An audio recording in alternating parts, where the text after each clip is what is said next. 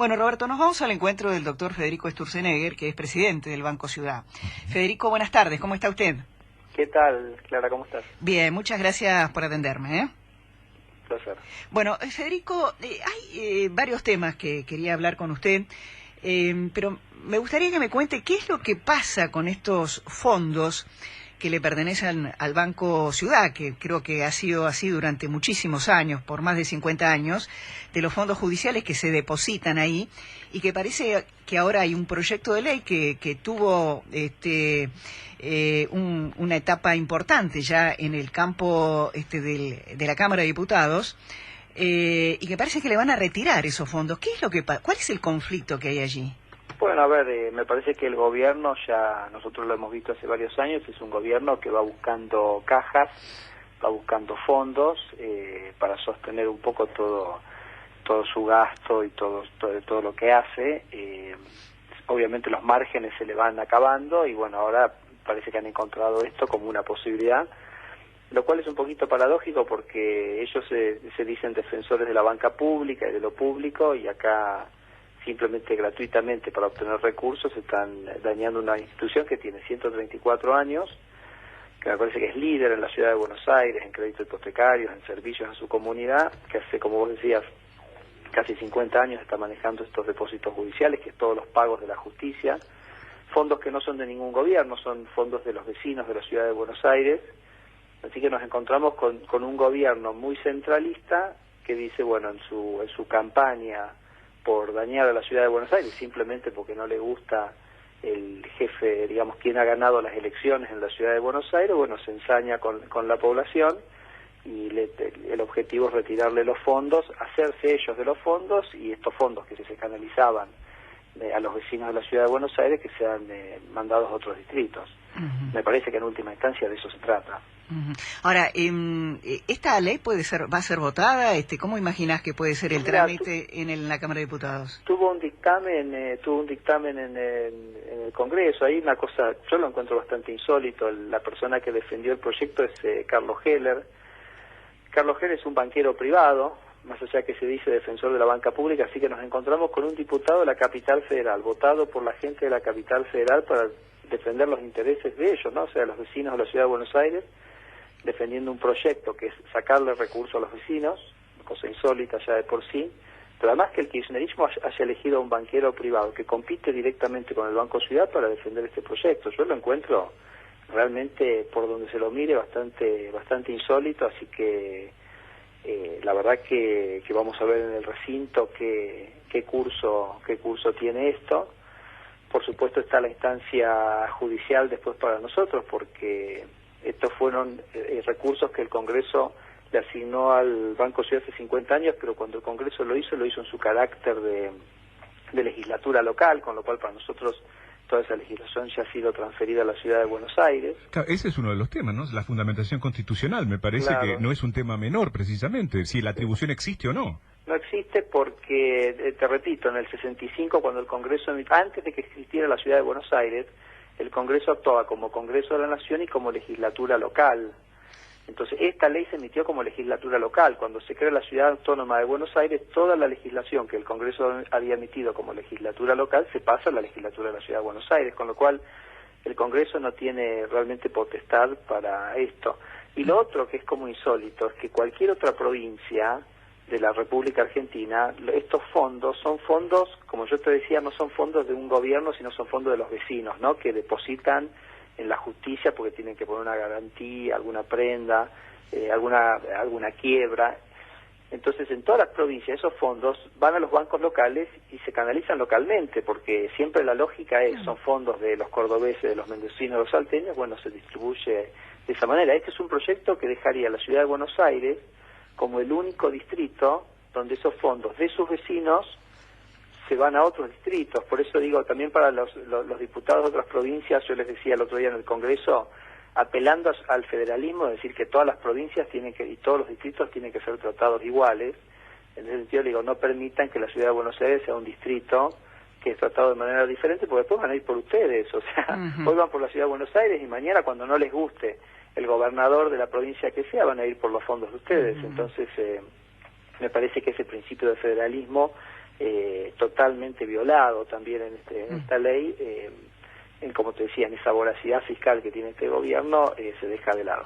Federico, quería, aprovechando tu condición de economista y realmente muy prestigioso, preguntarte, ¿cuál es tu posición frente a esta discusión que mantiene, bueno, el sindicalismo en general y el gobierno con el mínimo no imponible de los sueldos? ¿Cuál es tu visión de este tema? Ahí te voy a sorprender un poco porque tengo una visión que es, o sea, lo que yo digo es que nosotros no podemos discutir únicamente el mínimo no imponible.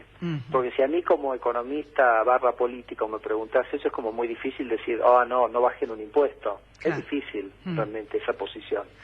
Ahora, como economista te tengo que decir, si uno sube el mínimo no imponible, quiere decir que el gobierno va a cobrar menos por ganancias, entonces tienen que ocurrir dos cosas: o el gobierno va a tener que dejar de gastar lo que financiaba con esos impuestos, o tendrá que aumentar otros impuestos. La verdad que si va a bajar el gasto, si va a bajar el déficit en aerolíneas o de otras empresas públicas, o gasto corrupto, o gasto que no sirve para nada, fantástico. Subamos el mínimo no imponible y que el gobierno se comprometa a bajar esos gastos inútiles. Ahora, si el gobierno no se compromete, me tiene que decir que otros impuestos va a subir. Porque, por ejemplo, te doy un ejemplo. Si la alternativa a esto es subir el impuesto inflacionario, o sea, empezar a emitir más y que tengamos mayor inflación, y yo te digo, es muy difícil defender la suba del mínimo no imponible, porque sería bajarle un impuesto a los asalariados formales más ricos de Argentina para cobrarle un impuesto que los pagaría todo el país. Lo pagaría absolutamente cualquier persona del país. O sea, tener presente que el impuesto a las ganancias lo paga solamente el 15% más rico de la población. Entonces me parece que plantear una baja de impuestos a los más ricos, bueno, si va a implicar aumento de impuestos de otra naturaleza, probablemente terminemos con un sistema impositivo más regresivo. Fíjate Estados Unidos. Sí. Estados Unidos es un país donde el 60% de la gente paga impuesto a las ganancias, no el 15%. O sea, el impuesto a las ganancias llega prácticamente a casi todo el mundo en la sociedad. Y el impuesto que sería el equivalente al IVA nuestro, que allá no es un IVA, sino que lo llaman un impuesto a las ventas, que es un impuesto estadual, y depende por estado, pero el máximo es 8%. Suena más justo desde el punto de vista distributivo, ¿no? Exactamente, uno tiene un impuesto que es el impuesto más progresivo. Progresivo quiere decir el impuesto que se le cobra más a los que más ganan, a los que más tienen. Entonces el impuesto a las ganancias es el impuesto más progresivo que tienen las sociedades. Por eso es tan importante en Europa, en las economías escandinavas, incluso en Estados Unidos. En las economías escandinavas es mucho más fuerte el impuesto a las ganancias, incluso que en Estados Unidos. Acá, como el sindicalismo tiene los salarios más altos de la economía formal la tienen los sindicatos. Yo eso lo discuto con la gente del sindicato nuestro en el banco. Y le digo, mira, ustedes están en el 10-15% más rico de la población. Entonces, hay que tenerlo ese presente. Entonces, subir el mínimo no imponible quiere decir que le voy a bajar el impuesto a los más ricos de la sociedad. Yo digo, bueno, a ver, ¿cómo vamos a sustituir esos ingresos? Y si los vamos a sustituir con un impuesto mucho más regresivo, y es como complicado defenderlo. Por eso te digo, Clara, hay que plantear el debate no solo está bueno o no está bueno esto, sino cómo vamos a suplir la faltante de recursos. Y ahí va a ser difícil que uno pueda tener una alternativa mejor de financiamiento que la del impuesto a las ganancias. Claro, hay gente que dice, habrás escuchado que se habla del tema de la renta financiera. Sí. La renta financiera es simplemente, bueno, subamos la tasa de interés. ¿Por qué en Argentina no se grabó a la renta financiera? Porque es un país escaso en capital, los capitales se van afuera. Si encima vos le pones un impuesto a los intereses, bueno, la tasa de interés que cobrarán los bancos subirá. Es decir, vos en principio no coincidirías con el proyecto de Alfonso Prat-Gay.